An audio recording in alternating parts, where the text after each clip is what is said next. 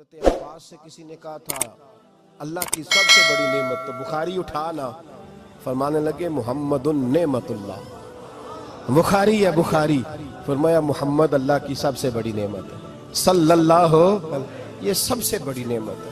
کچھ کہا تو صحیح نہ یار، ایک مجھے کہنے لگا نہیں وہ 9 ربیع الاول کو آئے تھے، تو میں نے کہا 9 کو میلاد مناؤ، کوئی مسئلہ نہیں، 9 کو میلاد مناؤ، کوئی مسئلہ ہی نہیں، ہم تو سارا سال مناتے ہیں، بس 9 کو مناؤ نا بھائی، کون کہتا ہے عید نہیں ہم کہتے۔ میں نے کہا چلو جشن میلاد کہہ لیا کرو، میلاد ہی کہہ لو، یہ کہہ لو تم نے خوشی منانی ہے تو محفل میلاد کہہ لو، نہ عید کہو، عیدیں 2 ہی ہیں۔ میں نے کہا نہیں وہ بھی تیری غلطی ہے، میرے نبی نے کہا ہر جمعہ میری امت کی عید ہے۔ اور قرآن پاک پڑھ، حضرت عیسیٰ کہتے تھے یا اللہ جب تو منو سلوہ نازل کرے گا وہ دن ہمارے لیے عید کا دن ہوگا۔ اور سیاستہ پڑھ، حضرت عمر کہا کرتے تھے جس دن دین مکمل ہوا یوم اکملت، جس دن دین مکمل ہوا یوم اکملت لکم، یہ آیتیں نازل ہوئی تو فرمایا وہ دن ہمارے لیے عید کا دن تھا۔ یہودی ہمیں کہتے تھے یہ آیتیں ہم پہ آتی تو ہم عید مناتے، یہ بھی تیری غلطی ہے کہ عیدیں 2 ہی ہیں۔ رب جب بھی کسی کو دید کرائے وہ عید کا ہی دن ہوتا ہے، وہ عید کا ہی دن ہوتا ہے بھائی۔ ہمارے لیے سب سے بڑی عید یہ ہے، اس لیے کہ باقی عیدیں اسی عید کا صدقہ ہے صلی اللہ تعالی علیہ۔ تو عید میلاد النبی پہ اظہار مسرت کرنا، خوشی کا اظہار کرنا، خوشی کا اظہار کرنا، یہ تو ایمانی تقاضا ہے، یہ تو روح کا تقاضا ہے، یہ تو اندر اچھلتا ہے۔ شریعت جتنی ہمیں اجازت دیتی ہے اتنا ہم کرتے ہیں، اور کوئی میلاد کی محفل میں کوئی ایسا کام نہیں ہوتا جو شریعت سے ٹکراتا ہو۔ پہلے کیا ہوتا ہے؟ تلاوت، منع ہے قرآن پڑھنا۔ دوسرا کیا ہوتا ہے؟ اتنا درجہ ہے نعت کا، اب تو نہ نعت پڑھنے والے رہے نہ سننے والے رہے، دونوں میں ہی کمی ہے۔ اور میں اکثر کہتا ہوں نعت پڑھنا اتنا کمال نہیں جتنا سننا کمال ہے۔ سننے والا کوئی ہونا چاہیے، نعت سننا زیادہ معنی رکھتی ہے۔ اس کی وجہ یہ ہے کہ نعت پڑھنا صحابہ کی سنت ہے اور سننا محمد مصطفیٰ کی سنت ہے، اور سننے والے کا درجہ، ہاں تیرا درجہ زیادہ ہے اگر تو سمجھے تو۔ اور اتنا بڑا درجہ کہ حضرت احسان بن ثابت نعت پڑھے تو نبی پاک اپنی چادر ممبر پہ بچھائے اور وہ میں نیچے نہ پاڑ، ادھر میرے ممبر پہ بیٹھ کے پاڑ، یہ کوئی معمولی بات ہے؟ رسول اللہ کی نعت سننا، بلغ العلا بے کمال ہی کشفت دجا بے جمال ہی حسنت جمیع۔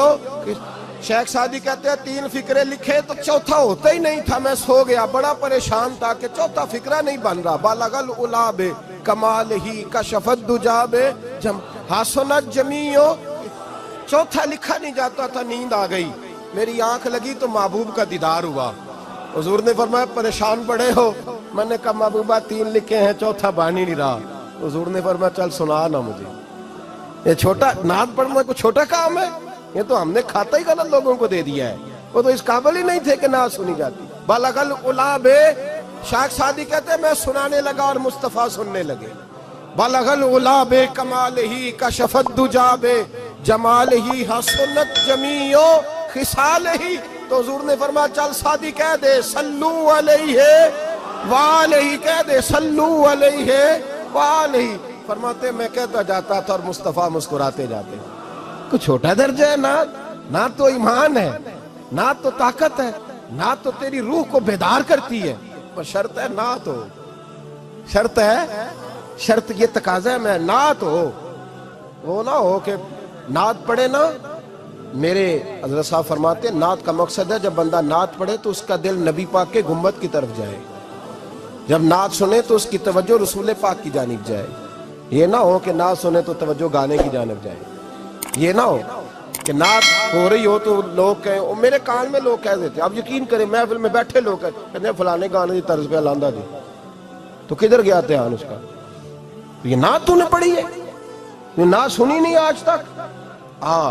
اگر نعت پڑھنی ہو تو علامہ اقبال کی لکھی ہوئی پڑھا کر، اگر نعت پڑھنی ہو تو شیخ سعدی کی لکھی پڑھا کر، اگر نعت پڑھنی ہو تو حضرت احسان بن ثابت کی لکھی پڑھا کر۔